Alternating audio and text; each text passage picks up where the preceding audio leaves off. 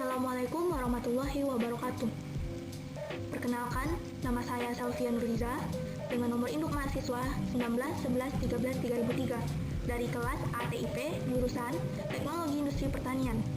Dosen pengampu Ibu Weni Suryamurtius, SPT MP.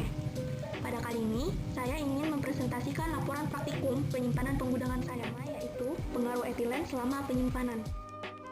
Yang pertama yaitu latar belakang. Produk hortikultura menghasilkan etilen untuk dimanfaatkan dalam berbagai proses pada fase pemasakan dan pematangan buah. Fase pematangan buah terjadi pada akhir fase perkembangan buah saat masih berada di pohon dan awal fase penuaan buah setelah proses pemanenan. Keberadaan etilen perlu dikendalikan agar buah tetap segar dan layak dikonsumsi. Gas etilen memiliki peran besar terhadap proses kematangan atau maturation dan pemasakan atau pre-planning pada buah klimaterik seperti buah apel, pisang, dan mangga. Etilen adalah senyawa hidrokarbon tidak jenuh yang dihasilkan oleh jaringan tanaman hidup pada waktu tertentu dan pada suhu kamar yang berbentuk gas. Etilen akan menguntungkan ketika meningkatkan kualitas buah dan sayuran melalui percepatan dan penyeragaman pematangan sebelum dipasarkan. Namun, etilen memberikan efek yang merugikan dan meningkatkan laju senensen.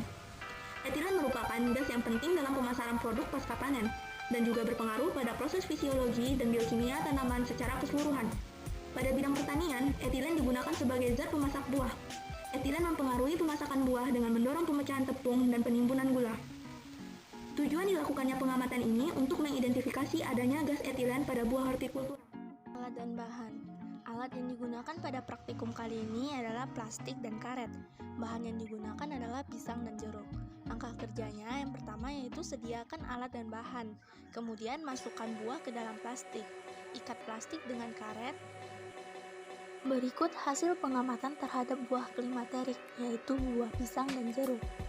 Dapat dilihat pada gambar perubahan yang terjadi pada hari pertama sampai hari ketiga. Selanjutnya, tabel pengamatan. Pada tabel ini dapat dilihat perubahan buah yang terjadi pada hari pertama sampai hari ketiga. Selanjutnya, kita masuk kepada pembahasan. Pada pisang dan jeruk setelah dibungkus, perubahan yang terjadi dapat dilihat pada tabel pengamatan sebelumnya.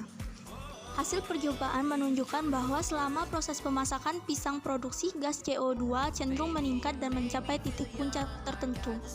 Kemudian menurun setelah proses pemasakan tersebut selesai. Produksi etilen selama proses pemasakan pada buah klimaterik naik perlahan-lahan sampai mencapai puncak tingkat kematangan. Pada contoh buah pisang, produksi C2H4 naik kemudian sedikit menurun. Produksi CO2 pada buah non-klimaterik atau jeruk cenderung turun secara perlahan tanpa perubahan yang berarti kecuali adanya perubahan dari faktor lingkungan. Produksi etilen pada buah jeruk sebagai salah satu jenis buah non-klimaterik. 2. Mengenai pengaruh kadar air selama penyimpanan. Pada kali ini saya akan menjelaskan mengenai pengaruh kadar air penyimpanan gabah. Beras atau Rhiza sativa merupakan salah satu tanaman pangan utama di dunia dan sebagai makanan pokok bagi lebih dari setengah penduduk dunia khususnya Asia dan termasuk Indonesia. Beras merupakan bahan pangan sumber karbohidrat yang mempunyai peran penting dalam asupan gizi. Kadar air adalah kandungan air yang terdapat dalam butiran gabah yang dapat dinyatakan dalam persen. Kadar air gabah pada saat panen antara 15-27% tidak banyak mempengaruhi rendemen. Beras giling bila kadar air panen di atas 27% cenderung menurunkan rendemen karena banyaknya gabah yang rusak selama penanganan pasca panen. Menurut Thomson dan Mutes, kadar air gabah pada saat panen antara 22-30% akan menghasilkan beras kepala yang tinggi. Pola penurunan berat dan kadar air gabah selama penyimpanan dipengaruhi oleh suhu dan lama penyimpanan. Semakin tinggi suhu dan semakin lama penyimpanan, penurunan berat dan kadar air gabah semakin besar. Berdasarkan Standar Nasional Indonesia, kualitas gabah baik kualitas 1 hingga kualitas 3 mensyaratkan kadar air gabah maksimal 14% agar dapat disimpan dalam jangka waktu 6 bulan yang disebut gabah kering giling. Pada proses penggilingan, kadar air yang lebih tinggi dari 14% maupun lebih rendah dari 14% akan menghasilkan beras patah dan menir yang tinggi, sehingga mengakibatkan rendahnya butir kepala yang dihasilkan, dikarenakan beras mudah patah dan retak saat digiling.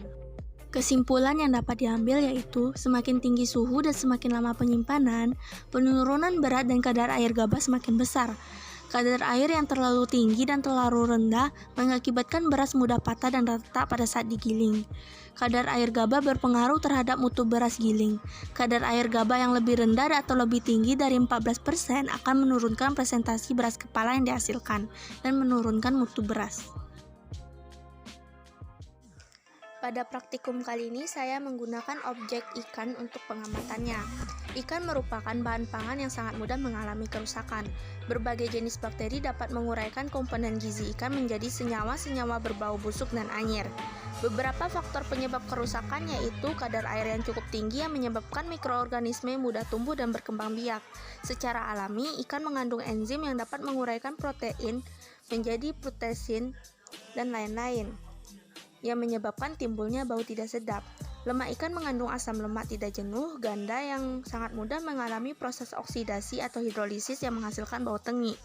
Ikan mempunyai susunan jaringan sel yang lebih longgar sehingga mikroba dengan mudah menggunakannya sebagai media pertumbuhan. Upaya untuk memperpanjang daya tahan simpan ikan segar adalah melalui penyimpanan lemari dingin atau pembeku yang mampu menghambat aktivitas mikroba atau enzim. Penyimpanan dingin dalam lemari es hanya dapat memperpanjang umur simpan hingga beberapa hari, sedangkan lemari pembeku akan membuat awet hingga berbulan-bulan. Selanjutnya, alat dan bahan alat yang digunakan yaitu plastik atau wadah. Bahannya 3 ekor ikan segar. Langkah kerjanya yaitu ikan segar yang telah disiapkan dimasukkan ke dalam wadah atau plastik, kemudian disimpan pada lemari pendingin dengan suhu kecil dari 10 derajat Celcius. Kemudian disimpan pada suhu ruang 25-30 derajat Celcius dan disimpan pada freezer dengan suhu kecil dari 0 derajat Celcius. Amati perubahan yang terjadi pada jam ketiga, 6, 9, 12, dan jam ke-24 selama 3 hari. Pengamatan ikan pada hari pertama yang disimpan pada lemari pendingin dapat dilihat dari gambar. Pada hari pertama, kondisi ikan masih seperti ikan segar. Kemudian ikan yang disimpan pada suhu ruang pada jam ketiga, tekstur daging sedikit lunak, warna kulit ikan masih segar. Pada jam ke-6 dan 9, tekstur daging ikan lunak, berlendir dan muncul warna sedikit kuning dan berbau tidak sedap. Pada jam ke-12, tekstur daging semakin lunak dan berwarna kuning. Pada jam ke-24, tekstur daging yang sangat lunak dan warna yang sangat kuning, dan menimbulkan bau bangkai yang memicu lalat hijau. Ikan yang disimpan pada freezer dapat dilihat dari gambar tidak terjadi perubahan apapun. Ikan masih terlihat segar walaupun teksturnya sedikit membeku. Pada hari kedua, ikan yang disimpan di dalam lemari pendingin dapat dilihat dari gambar perubahan yang terjadi, yaitu terjadinya perubahan warna yang sedikit menguning dan tekstur daging yang sedikit melunak.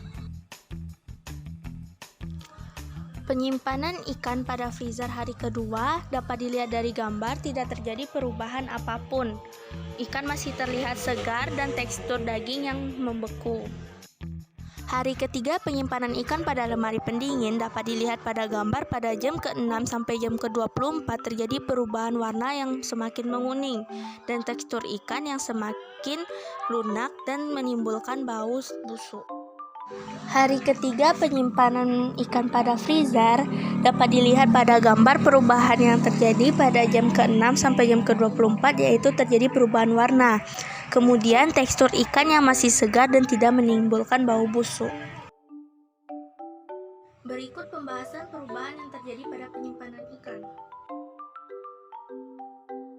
Kesimpulan yang dapat kita ambil dari percobaan ini yaitu penyimpanan ikan dalam lemari pendingin hanya mampu memperpanjang umur ikan hingga beberapa hari, sedangkan dalam lemari pembeku akan membuat awet hingga berbulan-bulan. Upaya untuk memperpanjang daya tahan simpan ikan segar adalah melalui penyimpanan dalam lemari pendingin atau pembeku yang mampu menghambat aktivitas mikroba atau enzim. Sekian presentasi laporan praktikum saya. Terima kasih. Wassalamualaikum warahmatullahi wabarakatuh.